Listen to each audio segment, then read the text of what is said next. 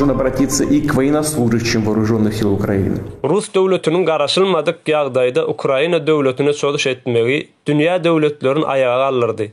Bu barada Amerikanyň, Angliýanyň, Türkiýanyň we beýleki Ýewropa döwletleriniň ýolbaşçylaryny, şeýle hem NATO bileşiginiň agdalary Russiýa döwletiniň Ukraina döwletine garşy çödüş etmegine öz garşylyklaryny bildirdiler we Russiýa döwletine bir näçe çäklendirmeleri girizdiler.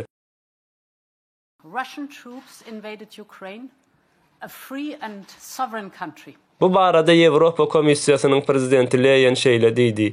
Ýewropa döwletleriniň Russiýa döwletine ýokary teknologik söwda etmegini gadagan edip we bir näçe ýokary derejeli sanksiýalar giýdiriljekdir. Bu sanksiýalar Amerika, Angliýa, Ýaponiýa we Awstraliýa bilen bilelikde giýdiriljek. Bu sanksiýalaryň esasy maksady Russiýa döwletiniň alyp barýan söwüşiniň dowam etmegini öňüne almak üçin. Şeýle hem Rus eskerleriniň we Ukraina eskerleriniň ölümden halas bolmaklary üçin öňe sürildi.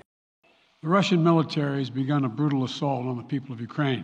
Amerikanyň prezidenti Joe Biden Putiniň esasy maksady Rus imperatorlugyny täzeden dikeltmek isleýär. Eger beýle edýän ýagdaýynda Rus halkynyň gelejegine töwekkülçilik eder diýdi.